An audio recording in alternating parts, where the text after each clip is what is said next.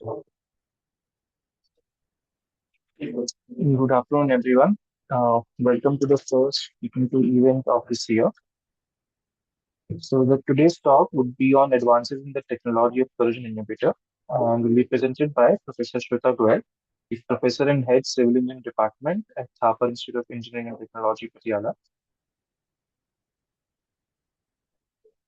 Professor Shweta is currently serving as Professor and Head in the Civil Engineering Department. She has been actively involved in research and has handled various research projects over 700 lakhs sponsored by Government of India agencies and industry. Her areas of research include corrosion evaluation in RC structures and development of various protection strategies, which includes corrosion inhibitors, bio-based end products, and cathode protection. She is also working on development of accelerated carbonation procedures for precast concrete and research oriented towards sustainability of concrete. She has more than 150 publications in the SCI listed journals and conferences. She has delivered enormous keynote lectures in the international and national conferences. Her work has also been awarded at various platforms. She is working in close association with industries to develop and test the compound targeting better corrosion prevention. Currently, her H index stands at 28. So we welcome you, ma'am, and I would like you to kindly share your presentation and please you can continue.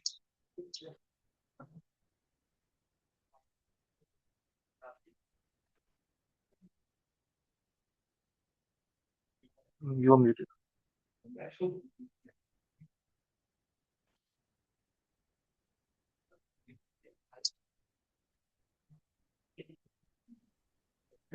Good afternoon, Arpit. Can you people hear me? Yes, we can hear you. Yes, can you hear me? Yes, we can hear you, ma'am. Okay, and the presentation is visible? It's visible, yes. Okay. So good afternoon, all.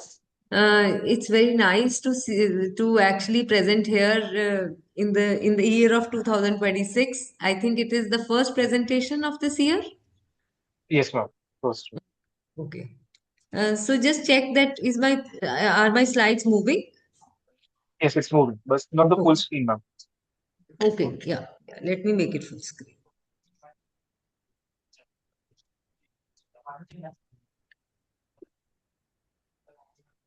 Yes.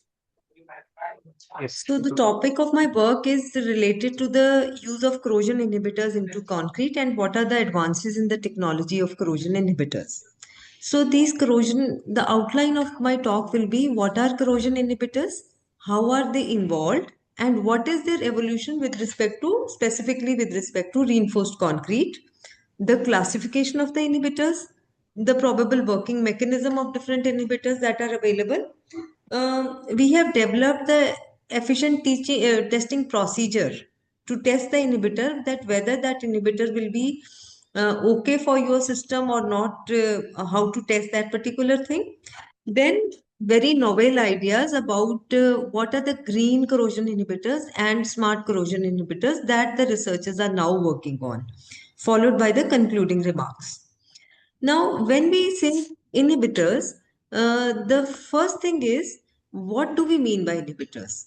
Inhibitors are the chemical substances that, when present in corrosion system at a suitable concentration, decrease the corrosion rate without significantly changing the concentration of any corrosive agent. So, for instance, there are chlorides in the system. By inhibitors, we do not mean that we will be extracting the chlorides. So, we are not changing the concentration of any of the corrosive agents. What are we actually doing is we are decreasing the corrosion rate by certain mechanism. So the market share of inhibitors was very less for construction industry, but after 2020 or so that it has been boosting, and the major focus of this is basically on the strength passivation of the rebar. So what is there is, when there is a rebar in the concrete environment, although it is protected due to because of the high pH of concrete, the pH of concrete is as high as 13. So in that high pH, the rebar is always protected by a film that is formed by the invisible kind of film that is formed on the rebar. Now this film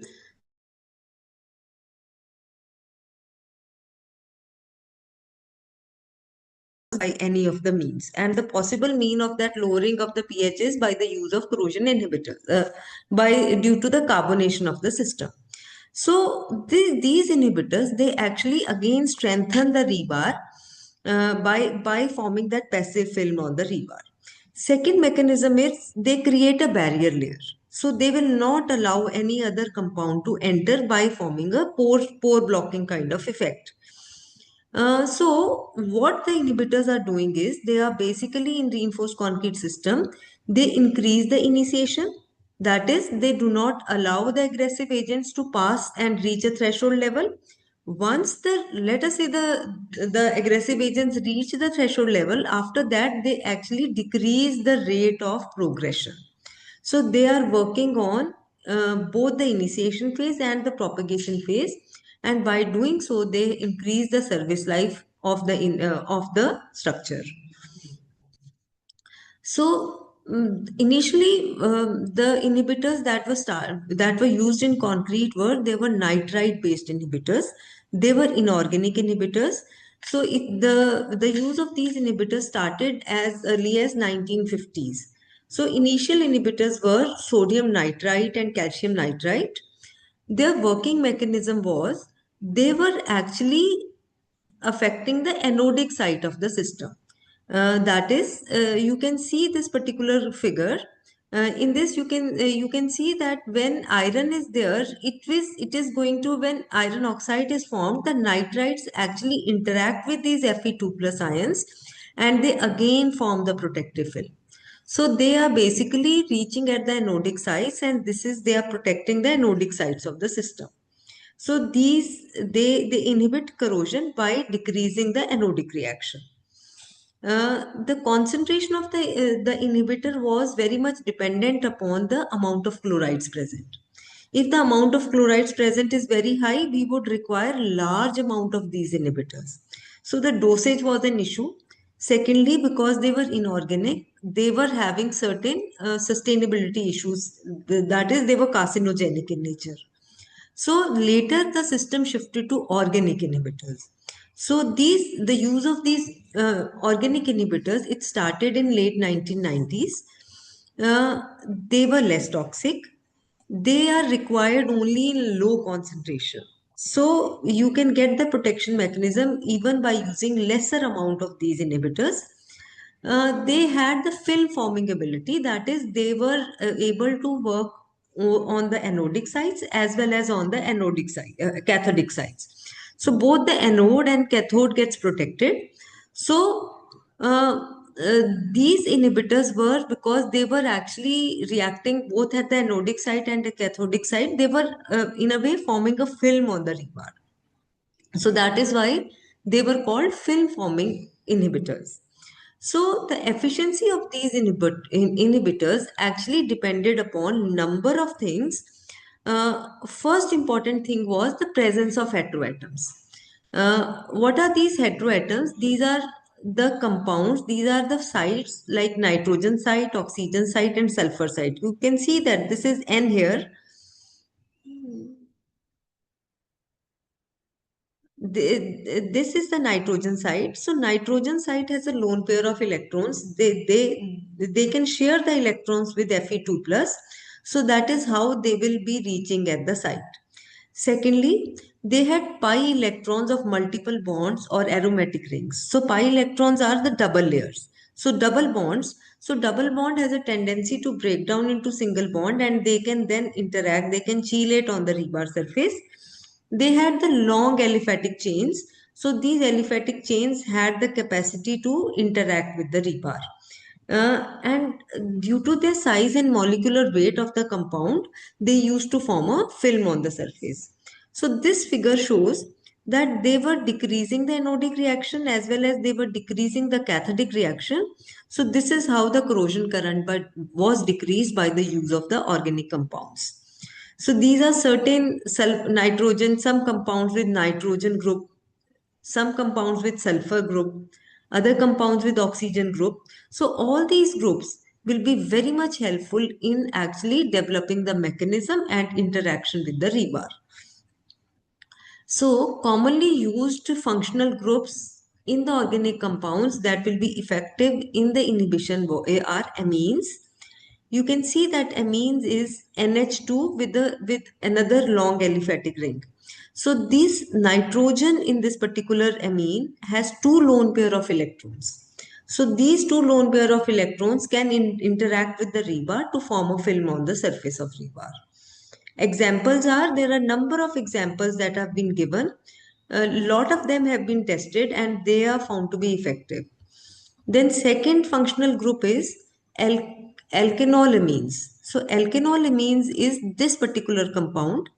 So this compound has both the nitrogen group in which it will form a bonding with the side that can form bonding with the rebar, as well as the oxygen group.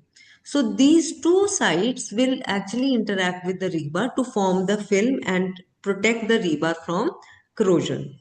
Example is ethanolamines. So you will see that a lot of compounds that are available, lot of inhibitors that are available in market, they are ethanolamine based. So that is having this particular functional group in the system. The third is aldehyde group. Aldehyde group has two benefits. One is the oxygen ring, a lone pair of electrons that are present due to oxygen. Also, it has a double bond. So these pi electrons in this double bond will help in developing bond with the rebar. Common example is salicylaldehyde. Then another example of functional group that will be effective as an inhibitor is carboxylic acid amines. So it has lone pair of electrons, it has carbon, oxygen, two pairs of oxygen that can help in protecting the rebar by forming the protection around the rebar.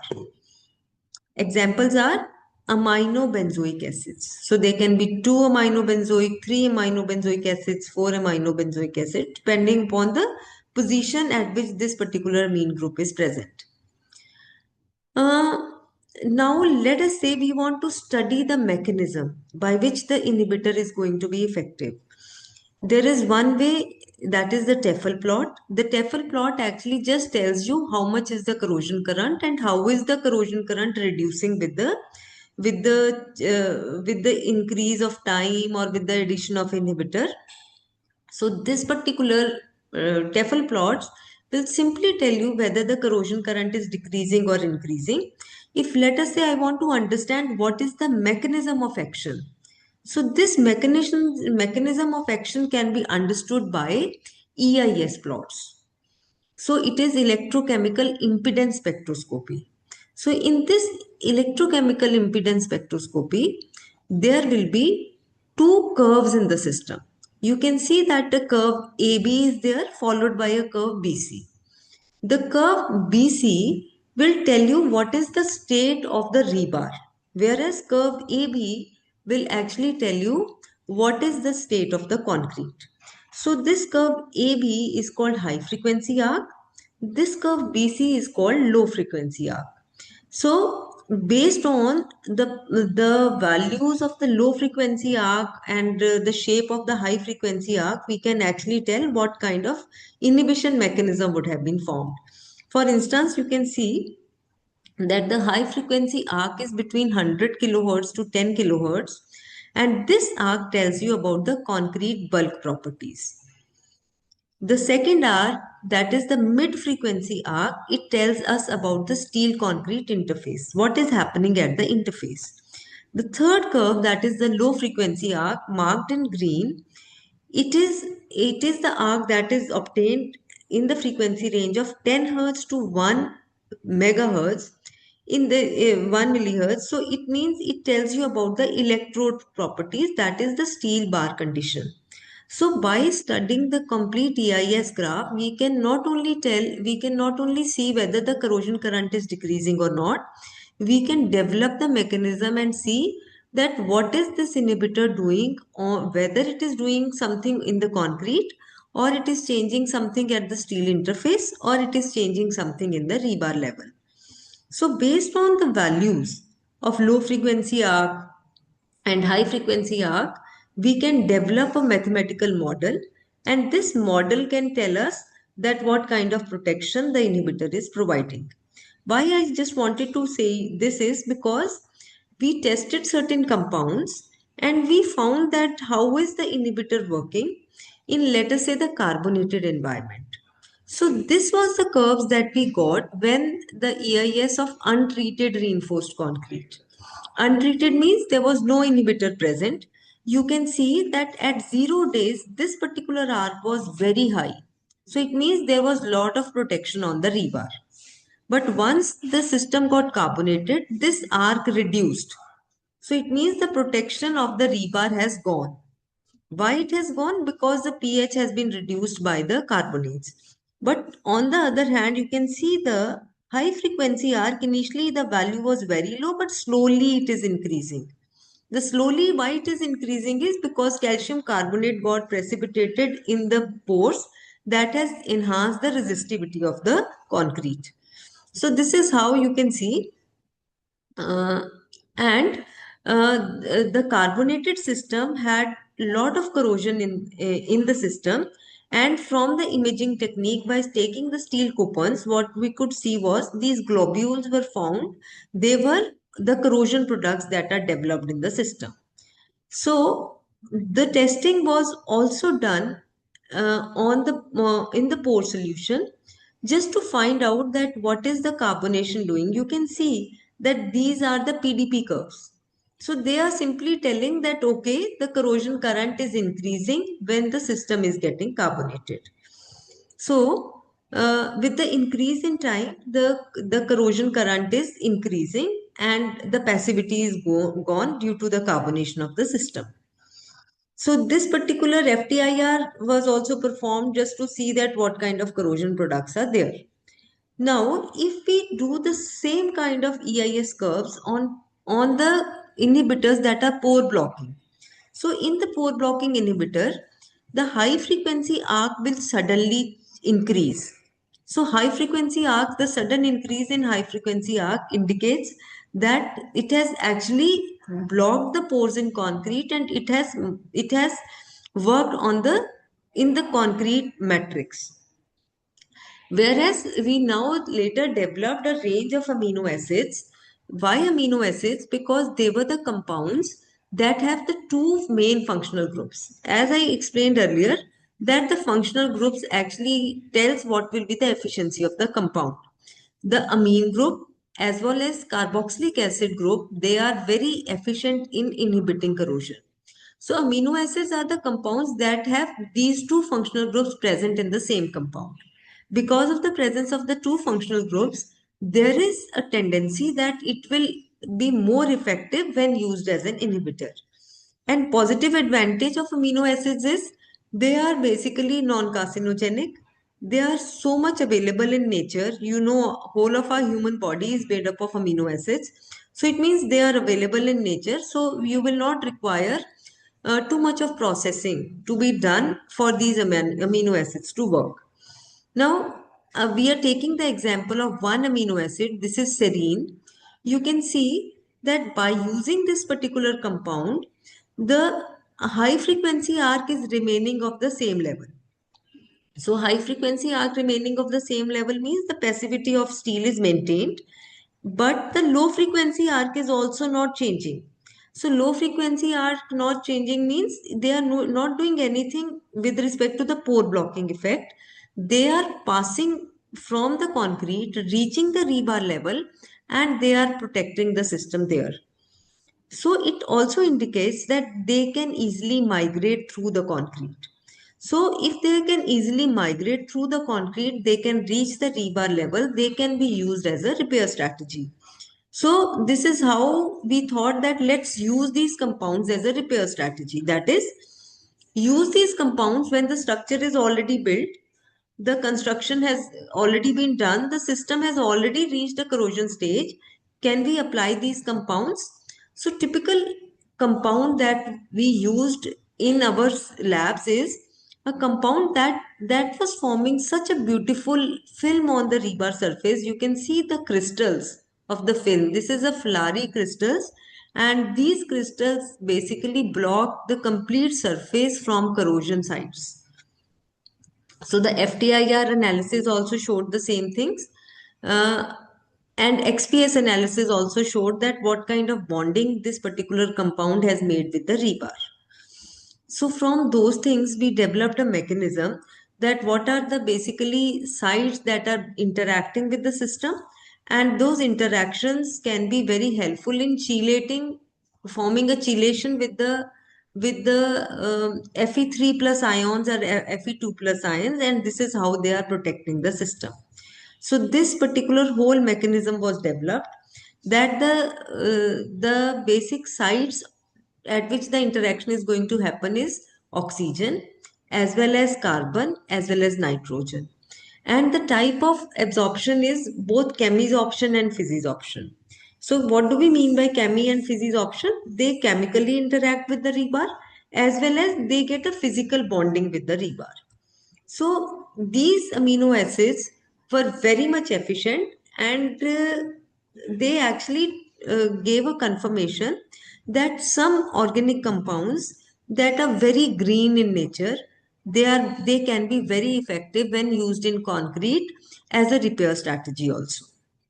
Now, the second important thing that was very important with respect to the corrosion inhibitors is how to check the efficiency of the inhibitor. See, we have lot of vendors that give us the inhibitors. They claim that those inhibitors will be effective for your system, but what we have seen in our lab or in the natural environment, that the inhibitors that were claimed to be effective might not be effective in concrete. So we tried to develop a procedure wherein the efficiency of the inhibitor can be tested by doing a two-step procedure, and these two steps are very limited in duration, so you can test the effectiveness of your inhibitor right in within 7 days of casting. So it means you don't require a very long term testings as is generally done in concrete. You can imagine that some of the tests can be as long as 1 year. So after 1 year, if you get the efficiency, it might not be of any use. So that is why we try to develop the efficiency based on the two-step procedure. The first step is checking the efficiency in the pore solution. So what do we mean by checking the efficiency in the pore solution was we used the solution of calcium hydroxide because the pH of concrete is also very high. We mimicked the same solution by making a solution with calcium hydroxide, sodium hydroxide and all. We call that solution to be a pore solution. We in this pore solution, we admix the inhibitor or the compound that we want to be acting as an inhibitor, and then we dipped the steel rebar. We found out what is the efficiency of the compound when in protecting the corrosion of the rebar. So this particular level of test will tell me what is the efficiency. So if the efficiency is very high, so it means that that compound can work as an inhibitor. But now the second important point is whether this compound will be effective for my concrete. That is the concrete with the constituents, because concrete is a product that requires fine aggregates and coarse aggregates. So both these compounds, both these products are naturally available. So they will vary from place to place. So if there can be certain material in these fine aggregates and coarse aggregates with which your inhibiting compound can interact. So if that inhibiting compound starts interacting at that stage, then it might not work as an inhibitor for rebar. So in order to check that, we tested the migration ability in concrete. So for that, what was done was a concrete sample was made.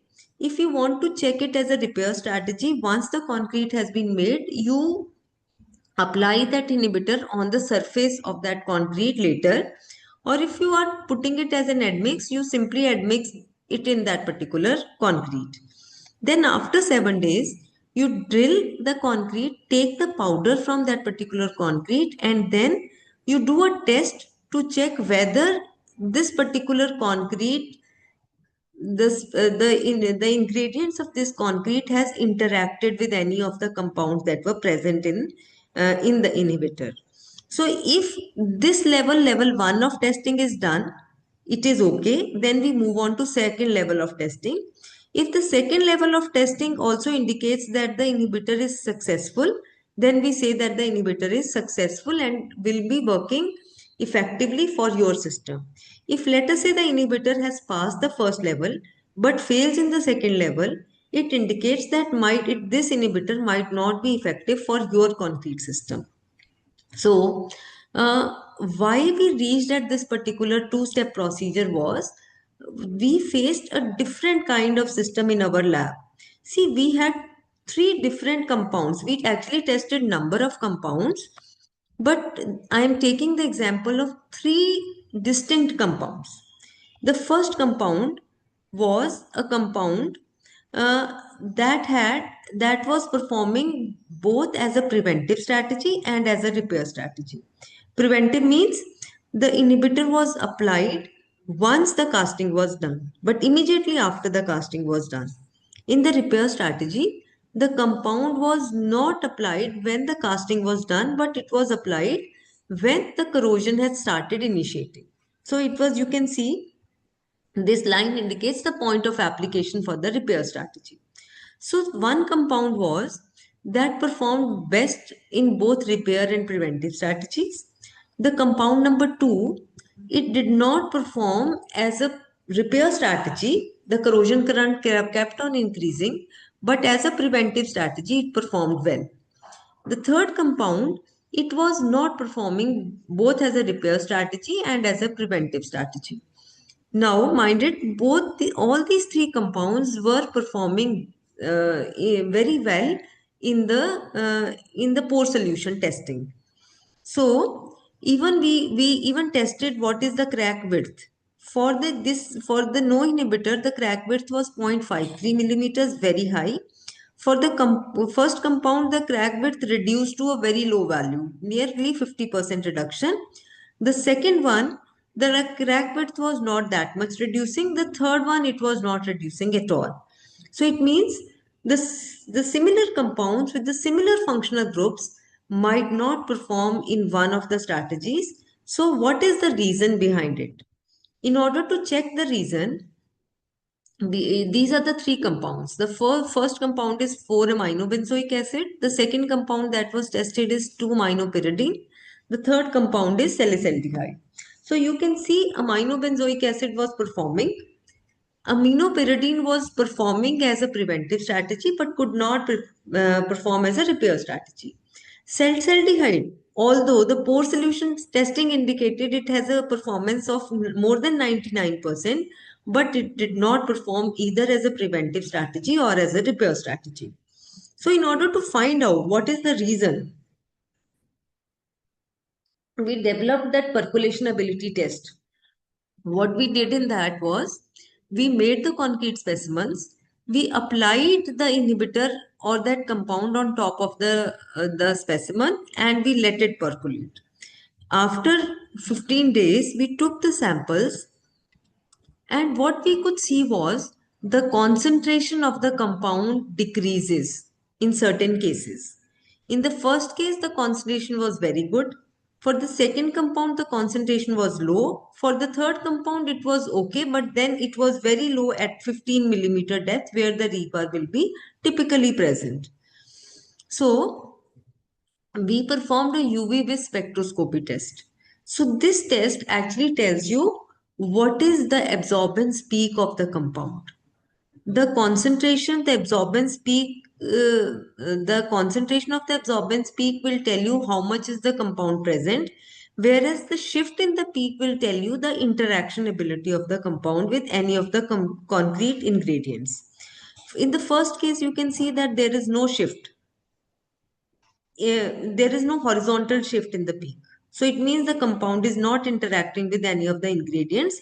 However, the peak, the y-axis, the peak is decreasing. That indicates that with depth, the amount of inhibitor reaching is decreasing. Obviously, because it is penetrating and it will be maximum at the top level. As you go beyond, the values are going to decrease.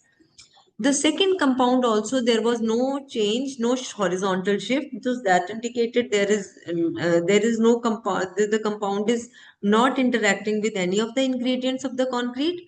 In the third case, you can see that the compound got a horizontal shift.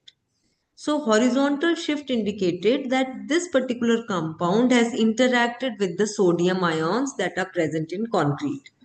Because it had already interacted with the sodium ions, now it means the compound is no more available for interaction with the rebar. So that is why we could see that the third compound is not performing as a preventive strategy and even as a repair strategy, although the compound was showing good efficiency in the pore solution. So that indicated the importance of the first level of testing. That is, the pore solution testing can give a misleading results. It was showing that all the three compounds are performing, but this compound did not perform because it had actually interacted with any of the ingredients of concrete. Now coming to this second compound, it worked very well when it was used as a preventive strategy, but it did not perform when it was used as a repair strategy. That is, when the corrosion has already got initiated. Some corrosion products must have got formed on the rebar. So what we did for this compound was, we actually tried to find out what is the efficiency of the pore solution testing when we test it on the corroded steel. Rather than testing it on a very shiny steel, we actually developed a corroded steel by actually putting this particular rebar in the very aggressive environment for 24 hours. Then we tested the efficiency. We could see that the clear bars were having an efficiency of 99%, but the corroded bars just got an efficiency of 5.1%. So that indicates that some compounds might be effective when the steel surface is very neat.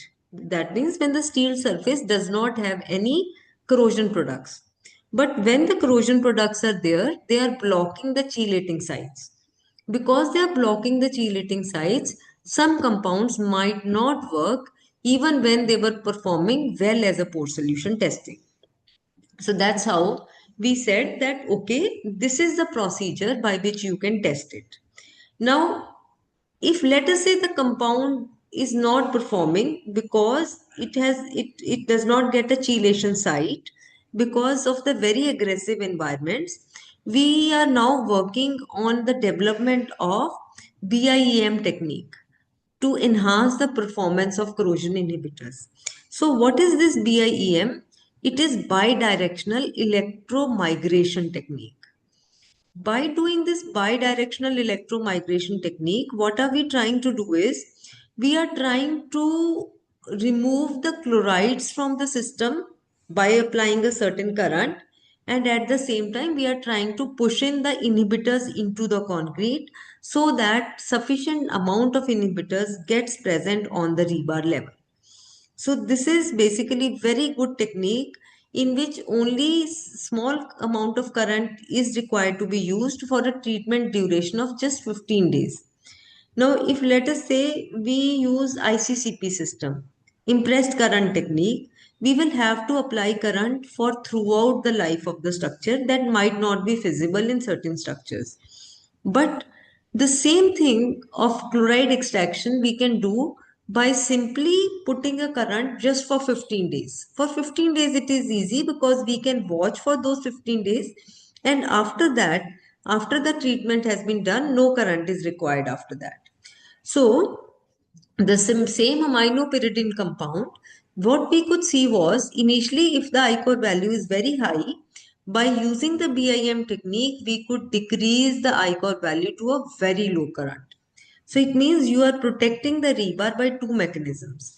One is you are removing the aggressive species, and secondly you are pushing the compound that will protect the rebar by forming a layer on the surface of rebar. So this is how you can see that the efficiency has been increased to as high as 99%, even in the presence of very large amount of chlorides in the system.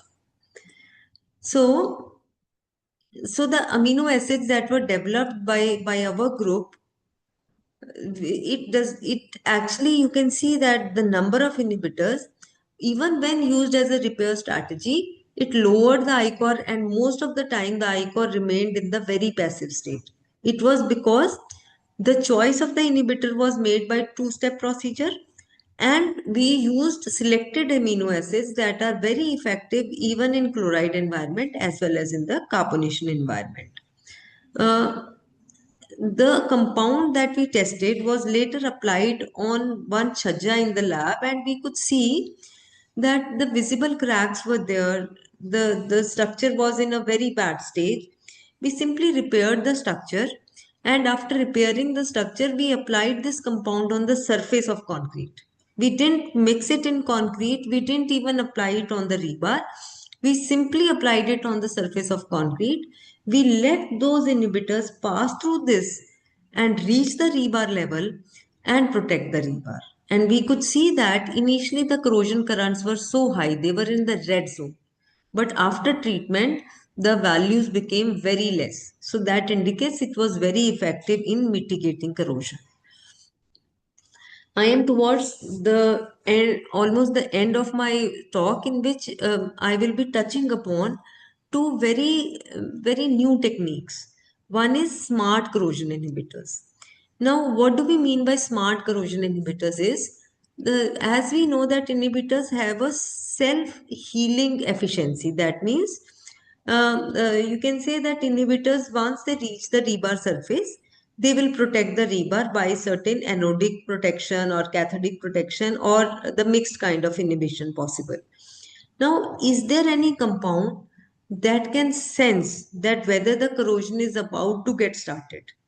So if it can sense that the corrosion is about to get started, that compound will be called self-sensing.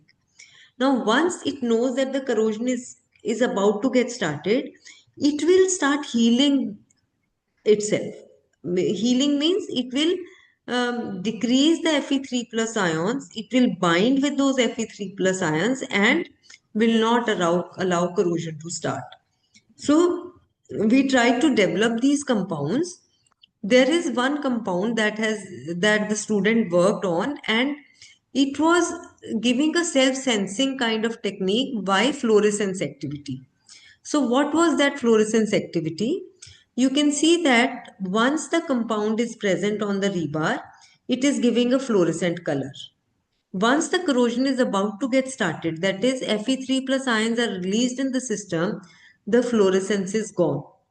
So it means by the change in the fluorescence, it is just telling, it is giving the signal that okay, the corrosion is about to get started or the corrosion is not happening. So this range of compound that was developed was typically to be used on a steel structure. It can be epoxy coated on the steel structure. It can be used as a paint on the steel structure. And this compound is going to work both in the acidic environments as well as in the basic environments. What do we mean by acidic and basic environments here is, let us say we have a steel structure that is basically present in an environment where the pH values are very low. So this particular metal surface is protected even in that particular environment, and the film is formed on the surface. And secondly, let us say that particular steel element is present in a very basic environment. Let us say it is embedded in concrete. So if it is embedded in concrete, it is a very basic environment. So in the basic environment also it is performing. So it indicates that this compound can perform in any of the aggressive environments, and it will not only heal the system, it will not only protect the system from corrosion, it will give some fluorescent indications, some color changing indications, that by just visually inspecting that particular structure, you can say that okay, this is the point where corrosion is about to get started. We should actually repair this particular location or something. So some kind of system can be developed. We even saw that what is the potential difference and how is that particular compound working. The efficiency of the compound was in the acidic environment was found to be as high as 97%, and in the basic environment it was 88%. So you can see that compound is effective both in the acidic and basic environments. Then the second range of inhibitors that was developed by our group is the targeted release. So they are smart because they will not be present everywhere. They will be present only at the locations where it is required. So where the inhibitor will be required is where the corrosion is about to get initiated. So the compounds will have a targeted release. So what are these compounds like? If they will see a crack somewhere, they will get released there. If they will see some corrosion activity, start of some corrosion activity there, they will get activated. So we have developed a compound in which we have developed microcapsules of the compound.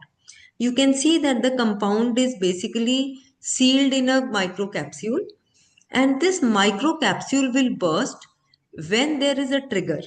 Trigger is in the form of a crack in the concrete, or trigger is in the form of corrosion activity. So it is going to get released, and once released, it will again form a protective film on the rebar or on the steel structure. So this is how the compound was tested, and we could see that with the pure epoxy coating, this is ICOR value. Once this compound has been applied, the ICOR values are decreasing. So the corrosion current is decreasing whenever there is a trigger. We gave different kinds of trigger to this compound, and it was reacting to all those triggers. So it means the technology of corrosion inhibitors can be actually made so advanced that we can have a targeted zone of application of the compound. So it will actually then be able to protect with a minimal amount of costing with respect to the inhibitor. So with that, I'm reaching to the end of the presentation, in which we have discussed that corrosion inhibitors, they got evolved in last 3-4 decades, and they are found to be very effective in reinforced concrete. The working mechanism of these inhibitors is different for organic inhibitors and for inorganic inhibitors. For organic, it is basically they are mixed kind of inhibitors. That is, they will be acting both on the anodic side as well as on the cathodic side. They form a film on the surface, and by forming film, they will protect the rebar. The second is inorganic inhibitors. So inorganic inhibitors, they will work only either on anodic side or dedicatedly on cathodic side. Even if they will work on one side, they are going to protect the system. But the problem with inorganic ones are they are basically carcinogenic in nature. They are not environmental friendly. So that is why the focus has now shifted to organic inhibitors. Then what we discussed is, in order to find out whether which inhibitor will be best suitable for your system, there should be some efficient testing procedure. We have developed one such testing procedure for our reinforced concrete applications. The similar procedure can be developed for different structures. Let us say for steel structures, the different procedure can be developed. But it is very important that you test it for your system before actually using it. And then lastly, we talked about evolution of green and smart corrosion inhibitors. They're to increase the versatility of this particular technology. So technology is very good. It is cost effective. We will have to actually work on this technology so that we actually protect and increase the service life of our structures by using this technology. Thank you so much for your attention. I would like to thank the partners, the students or the faculty members with which I collaborated in order to develop this technology. Many thanks to Dr. Arpit Goyal, Dr. Vijay Lakshmi, and the students who got involved at various points in this particular project. Many thanks are to NBCC, the funding partners, DST, AERB, who actually provided funding to work on these projects. With that, I would like to thank ICOR for providing me an opportunity to present my work on corrosion inhibitors. Thank you. Thank you, ma'am, for such an insightful presentation. and discussing in detail about various kinds of corrosion inhibitors, its mechanism, testing procedures, whether it can be used as preventive or repair inhibit strategies, and about smart corrosion inhibitors. Thank you for your time and sharing your knowledge. I would also like to thank the participants who have joined us today, and we now open for any question and answers. If you have any questions, you can please put it in the Q&A session, and we'll be discussing them one by one. So, ma'am, we have already have two questions. So, the first one is, have green corrosion inhibitors had an observed adverse reaction with the concrete itself, for example, mechanical or compressive strength? A very good question. Definitely, whenever you are having green corrosion inhibitors, you will have to check whether they are having any other strength related properties. Are they are they changing any of the strength related properties in the system? For us, whatever inhibitors we tested, there was no effect on the strength. Most of the time, the organic compounds that we use, they do not affect the strength of concrete. Thank you, ma'am. Another question regarding the smart corrosion inhibitors, wouldn't using an epoxy type inhibitor interfere with the bonding of the rebar to the concrete? See, I told in the presentation also, the epoxy type, we are not intending to use it on the rebar. We are trying to develop it for the steel structures, wherein they will be applied on the steel structure, like on the steel sections, on the I sections, angle sections, typically steel bridges. So the dedicated application is not for reinforced concrete; it is for steel applications. So once it is used for steel, so bonding is not an issue. If you have any other question, please let us know.